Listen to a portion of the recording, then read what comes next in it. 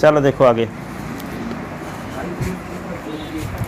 कुल कुछ ऑब्जेक्टिव वाले क्वेश्चन इसमें दिए हैं 10.2 में।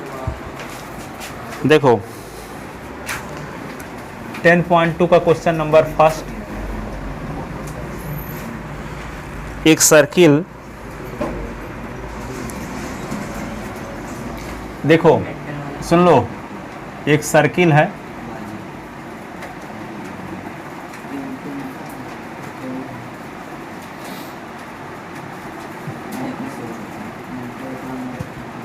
सर्किल के सेंटर से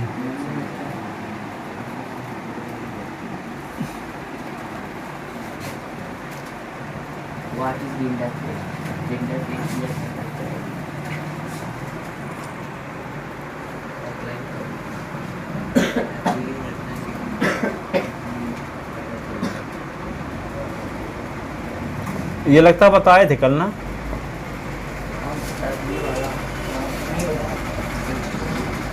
सर्किल के सेंटर से 25 मीटर की डिस्टेंस में एक पॉइंट पी है और पी से सर्किल में ड्रा की गई टेंजेंट लाइन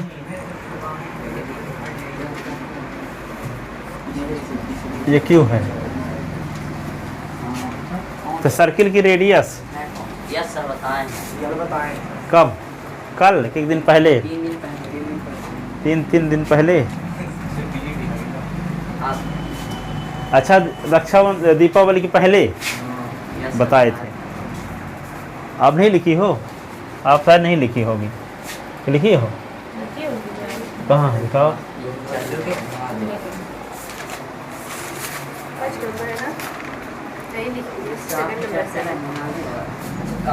हाँ वही, ये लिख लो यहाँ पे।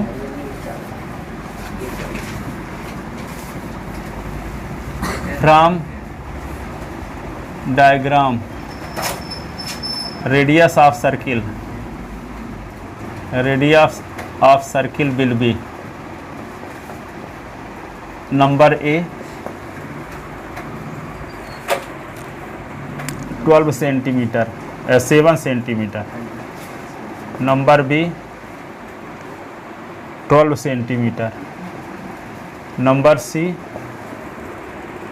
15 सेंटीमीटर और डी 24.5 सेंटीमीटर। इसमें कौन सा जवाब सही है? 24.6 7 centimetre sir.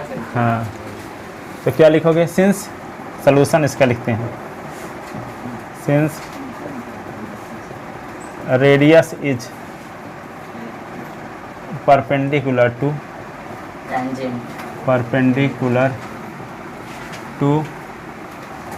the tangent at point of contact,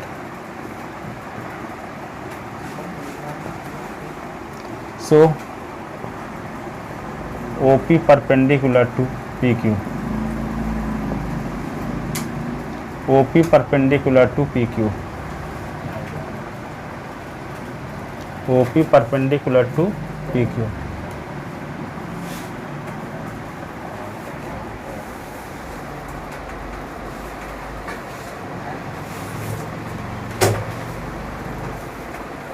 OP perpendicular to PQ।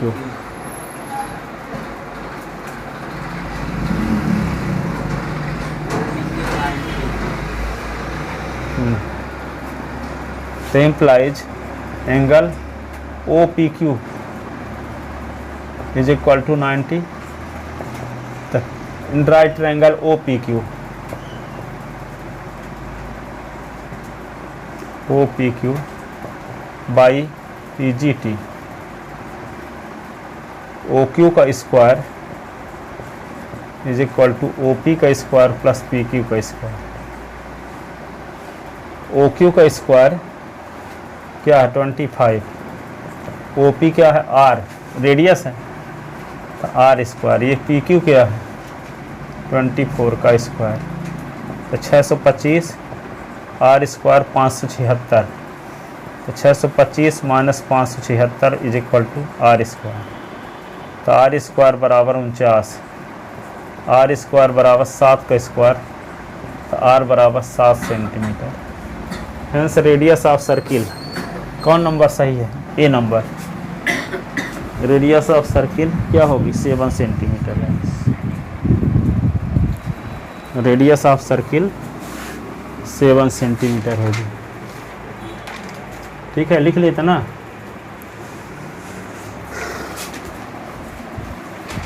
दूसरा सवाल देखो,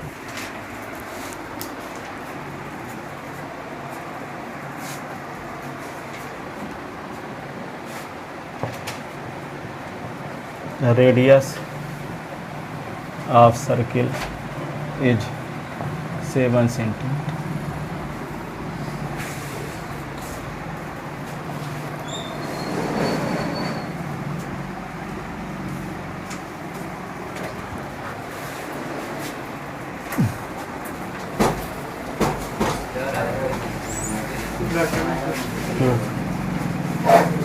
देखना उधर मोबाइल ना गिरा देना पीछे।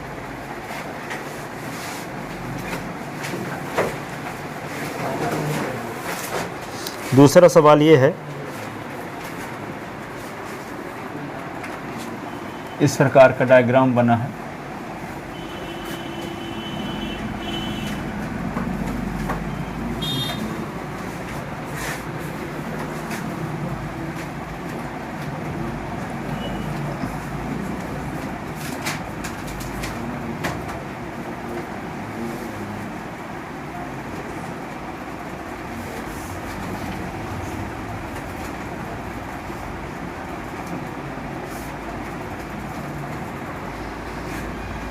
ये है टी पी और यहाँ पे है क्यू। इस सर्किल का सेंटर है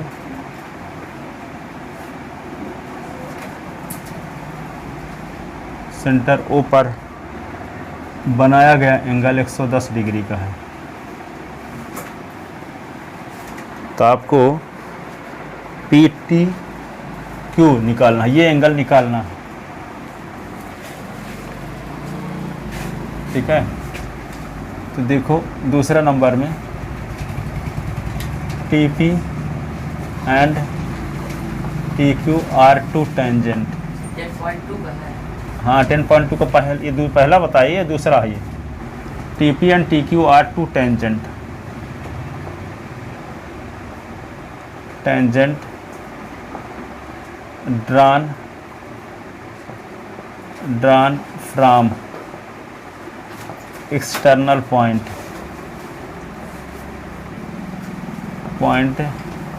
T to a circle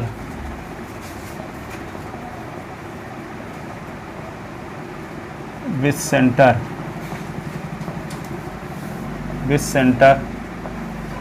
O such that POQ is equal to 110 degree, then angle PTQ will be, angle PTQ कितने डिग्री का होगा पता करो।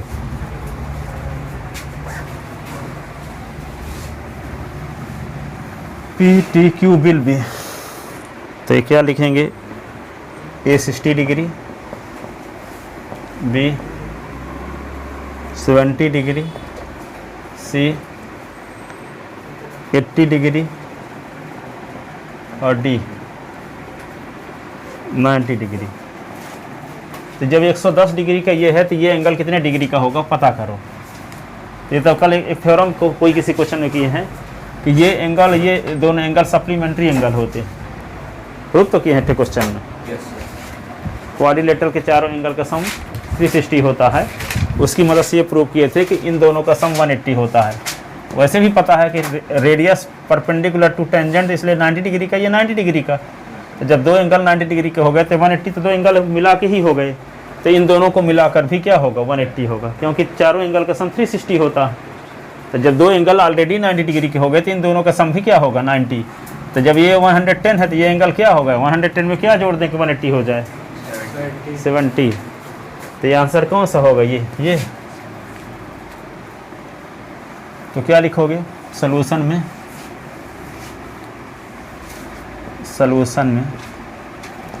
since radius is perpendicular to tangent,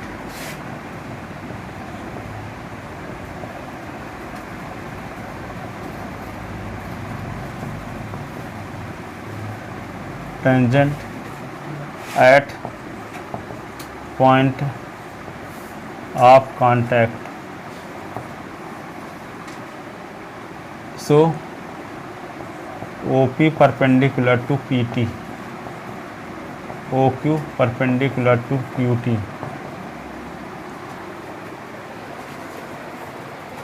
The angle OPT is equal to 90, angle OQT is equal to 90. Then quadrilateral POQT, in quadrilateral POQT, angle P plus angle O plus angle Q, angle T is equal to 360. Angle P 90 degree का है, angle O 110, Q 90 degree का है, angle T का नाम PTQ है। इन सबको जोड़ दो, 90 दूनी 180, 180 280 290, 290 plus angle T is equal to क्या होगा 360। तो angle T is equal to 360 minus 290 is equal to 70। तो एंगल T का पूरा नाम क्या है PTQ। तो angle PTQ is equal to 70 degree. तो बी नंबर आंसर सही।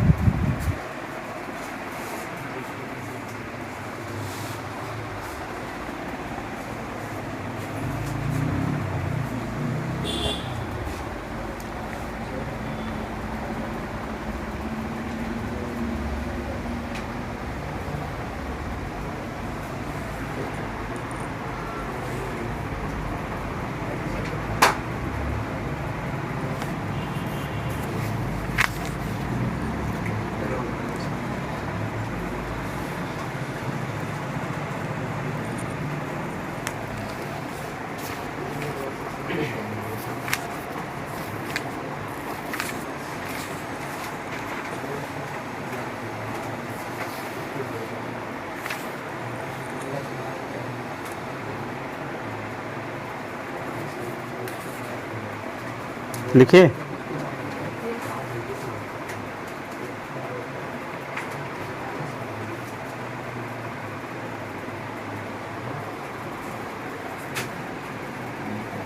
अगला क्वेश्चन देखो, एक और तीसरा part.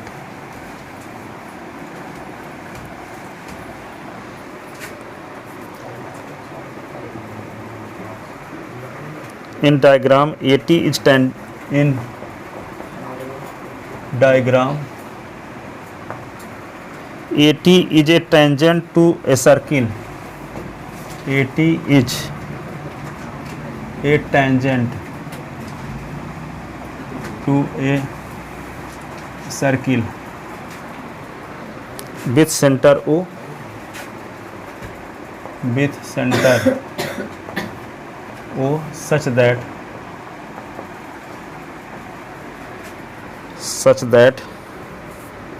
OT is equal to 4 centimeter. 4 centimeter. OTA, angle OTA is equal to 30 degree. Then AT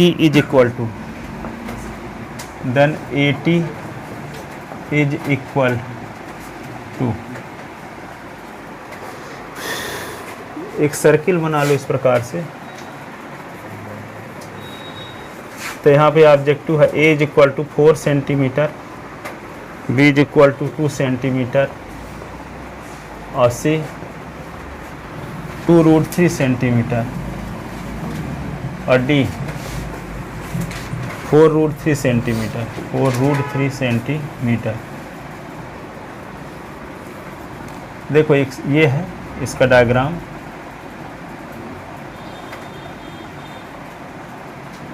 ये सर्किल है,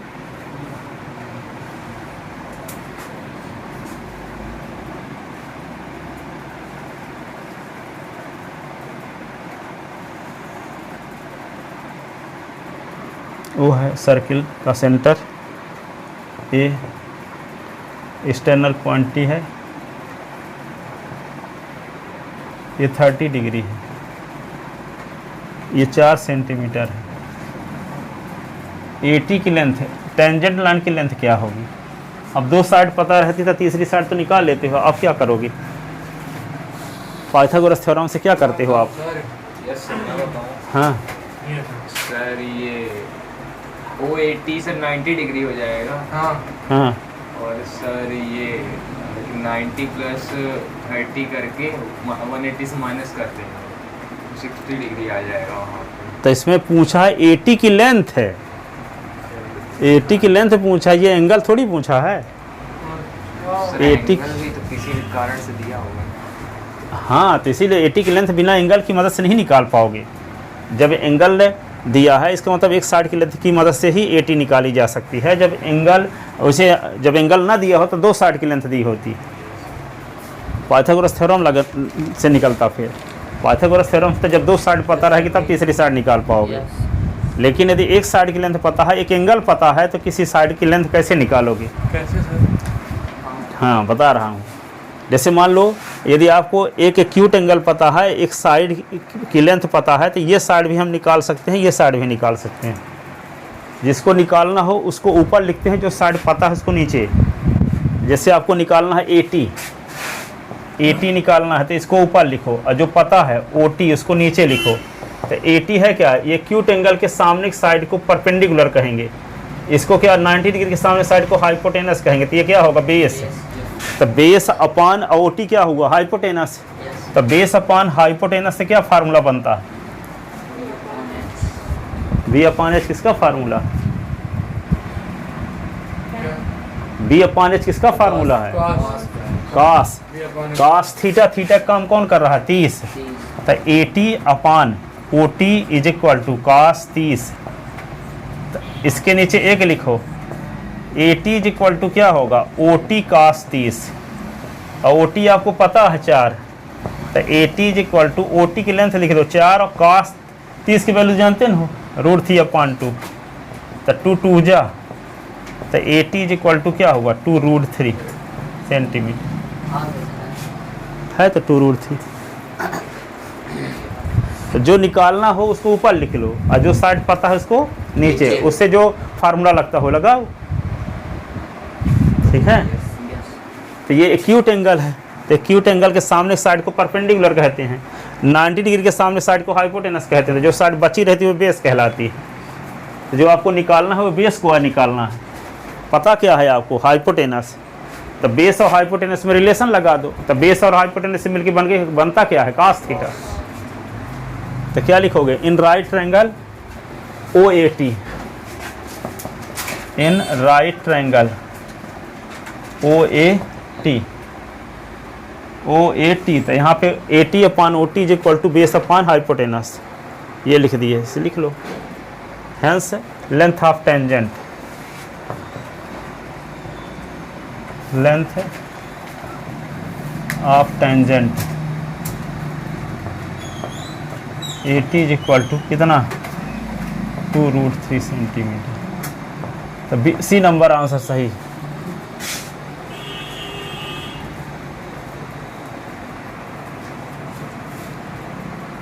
और मान लो आपको OA निकालना हो तो क्या करते आदित्य? सर वो 90 डिग्री वाली साइड पर है। हाँ तो क्या करोगे? सर 90 डिग्री वाली साइड जिसको निकालना होता है उसको ऊपर लिखते हैं ना, तो OA ऊपर लिखते हैं और OT नीचे। तो कौन फार्मूला लग जाता? P/H। तो यहाँ पे देखो इफ है, we find O A R radius, तो सो यहाँ पे ओ ए अपान क्या करते हैं ओ टी, तो ओ ए क्या है परपेंडिकुलर अपान हाइपोटेनस, तो ओ ए आपको निकालने हैं और ओ टी आपको पता है 4, तो पर साइन थीटा साइन 30, तो क्या होगा ओ ए इज इक्वल टू क्या होगा 4 साइन 30, तो ओ ए इज इक्वल टू क्या लिख दोगे 4 साइन 30 की वैल्यू 1/2, तो ओ ए इज इक्वल टू क्या होगा 2। अब धोखे से मान लो साइन थीटा फार्मूला लगा दिया तो ये भी वाला आंसर दिया है, और आगे तो टिक कर दोगे जल्दी से, आ तो गया। आप भूल गए कि वहाँ पे कौन सा लगेगा, कास थीटा लगेगा साइन थीटा लगेगा, तो बिल्कुल गलत नहीं दिया रहता किसी तरीके से। क्यों लगेगा कहाँ पे वहीं पे साइन क्या है? बता रहे हैं कि जिस साइड को निकालना होता है उसको ऊपर लिखते हैं, जो साइड पता होती है उसको नीचे, उसमें रिलेशन निकालना होता है।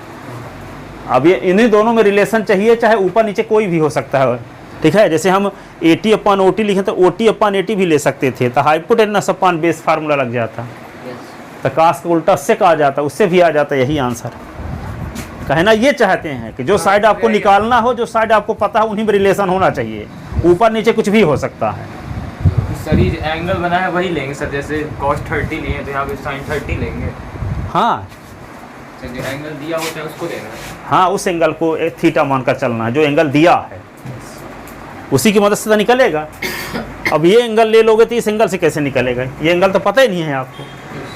सर जैसे पता है हमें कि बेस अपॉन हाइपोटेनस का टू cos 30 डिग्री होता है, तो वहाँ पे cos 30 लिखे हैं, उसके नीचे हमें हाइपोटेनस पता है तो हम लोग तो लिख देते हैं 4 सेंटीमीटर। अगर तो क्या लिख देते, सर 4 लिख देते 1 की जगह, तो सर जैसे वहाँ पे OT लिखा है तो OT की जगह इसका टू हमें पता है 4 सेंटीमीटर है, तो लिखे तो आपको लिखे तो हैं OT, इधर आगे करा तो 4 लिखे तो हैं, और साइन 30 का रूट थी, अब पॉइंट तो 2 कट गया तो 2 रूट थी। नहीं सर वहाँ पे 1 लिखा है, ये तो अपान में 1 कर लिए, अब क्रॉस मल्टी किए तो 8 क्रॉस मल्टी में तो 80 का 1 के साथ 80 और OT का कास 30 के साथ, तो OT कास 30 लिखे तो हैं, और फिर OT की वैल्यू रख दिए हैं 4, ये लिखा है 4, तो वैल्यू तो रखना ही पड़ेगा। 4 रख दिए तो 4 इंटू कास 30 की वैल्यू रूट थी अपॉइंट, तो 2 कट गया 4 कट गया तो 2 आ गया, तभी ना 2 रूट थी आया।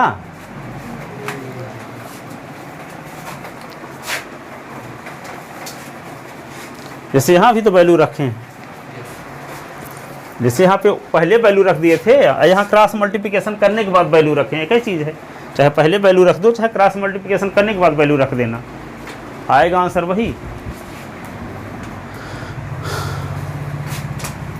तो इस क्वेश्चन के माध्यम से क्या सीख मिली, जिस साइड को निकालना हो उसको ऊपर और जो पता है उसको नीचे, उससे जो ट्रिग्नोमेट्रिक रेशियो लग जाता हो लगाओ।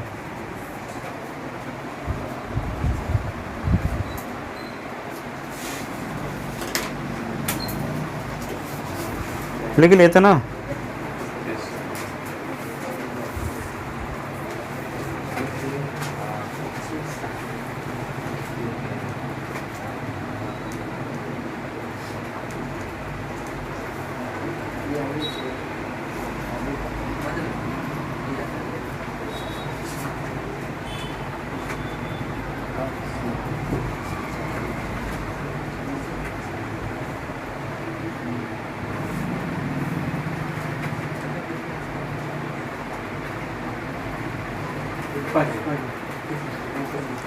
लिखिए इसको।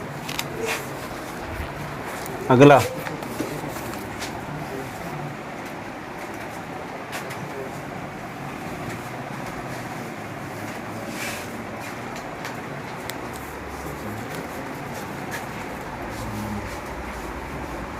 एक और है 4th part, soon low.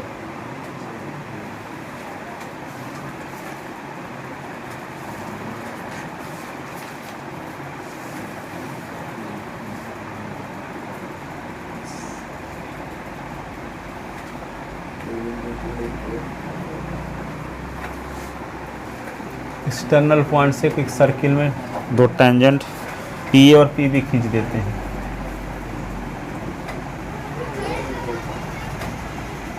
P A P B, ये सर्किल का सेंटर है ओ।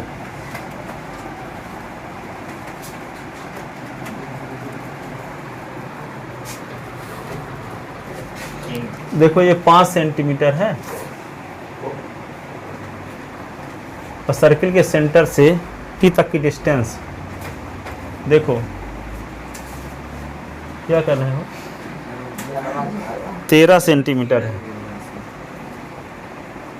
13 सेंटीमीटर, ठीक है। तो यहाँ पे आपको पी ए निकालना पड़ेगा पहले, सर ये तो यहाँ निकालना है in diagram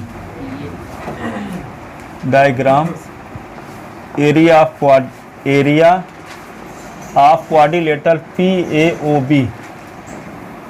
PAOB will be number A.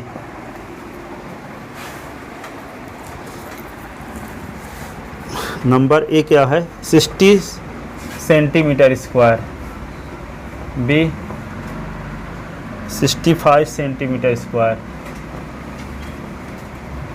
C 30 centimetre square, D 32.5 centimetre square. अब इसमें आंसर निकालना हो, कैसे निकालोगे?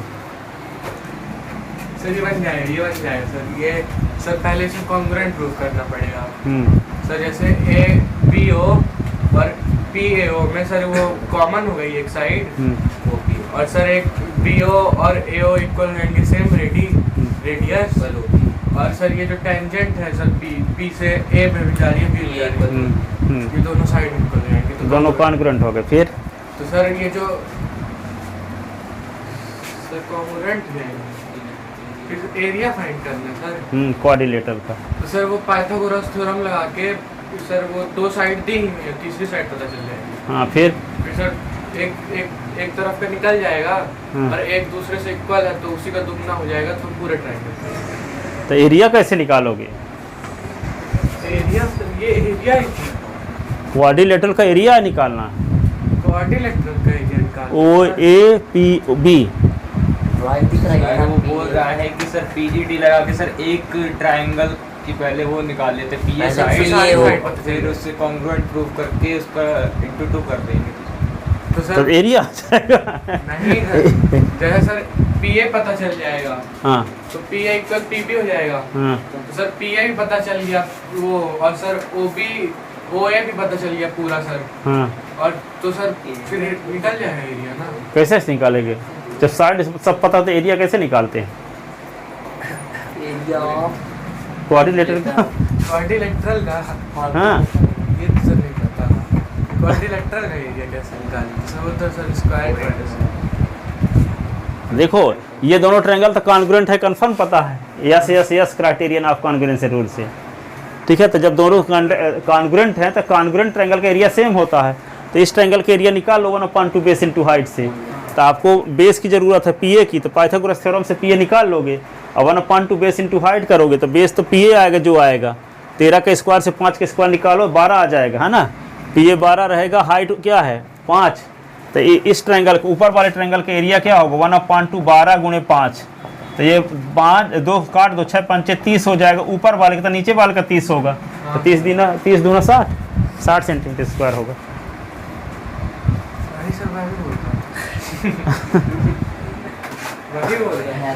कॉन्ग्रुएंट इसीलिए ना प्रूव किए कि एक ट्रायंगल का एरिया निकाल दे के उसका डबल कर देंगे तो क्वाड्रिलेटरल का एरिया आ जाएगा।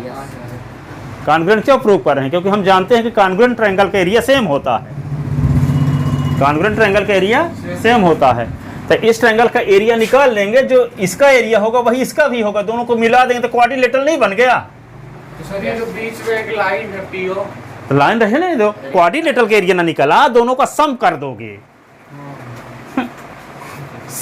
कहोगे कि सीधी से इलाहाबाद की दूरी कितनी है, तो कोई कहेगा कि सीधी से इलाहाबाद की दूरी कितनी है, तो कहोगे 120 किलोमीटर। तो कहोगे सीधी से चाक घाट से इलाहाबाद की डिस्टेंस जोड़ दिए तो आ गया सीधी से इलाहाबाद तक डिस्टेंस। तो कहते चाक घाट कॉमन तो है, कॉमन है तो क्या हुआ है? हम जोड़े ना सीधी से चाक घाट से इलाहाबाद, तो चाक घाट से मतलब है क्या है आपको? तो कहोगे ओपी कॉमन है तो क्या होगा? रहने दो आप, ओपी कॉमन से मतलब क्या है? दोनों एरिया जोड़ दोगे तो आ जाएगा क्वाड्रिलेटरल का एरिया। दो भाई हो कि एक भाई हो आप? दो अकेले न हो।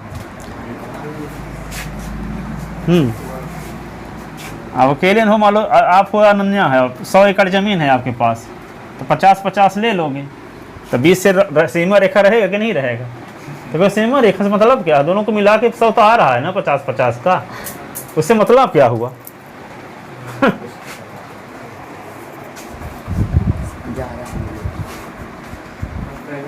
ठीक है, तो इसका एरिया निकाल देंगे, उसका डबल कर देंगे तो क्वाड्रिलेटरल का एरिया आ जाएगा। अब एरिया निकालने के लिए किसकी ज़रूरत थी? पीए की ज़रूरत है ना, इससे तो निकलेगा नहीं। ठीक है, तो इसलिए यही बेस है, क्योंकि बेस पर ही परपेंडिकुलर ये बेस, इसको तो कह नहीं सकते, तो हाइपोटेनस है। क्यों?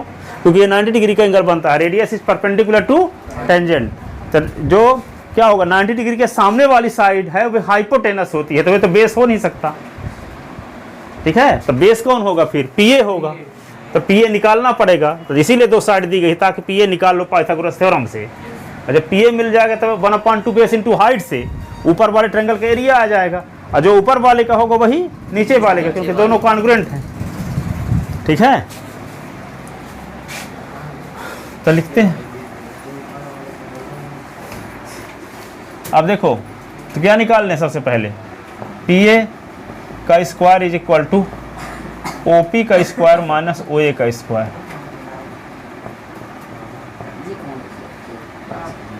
ओपी क्या है? 13 का स्क्वायर माइनस 5 का square, 169 minus 25, 144, 12। Area of triangle PAO, area of triangle PAO 1/2 base PA into height OA, 1/2 base क्या है? 12 हाइट क्या है? OA आपको 5 पता ना है, तो ये 6×5 30 centimetre square. Area of quadrilateral, area of quadrilateral PAOB, तो 2 into area of triangle PAO, 2 into area of triangle PAO क्या है? 30, तो 60 सेंटीमीटर स्क्वायर।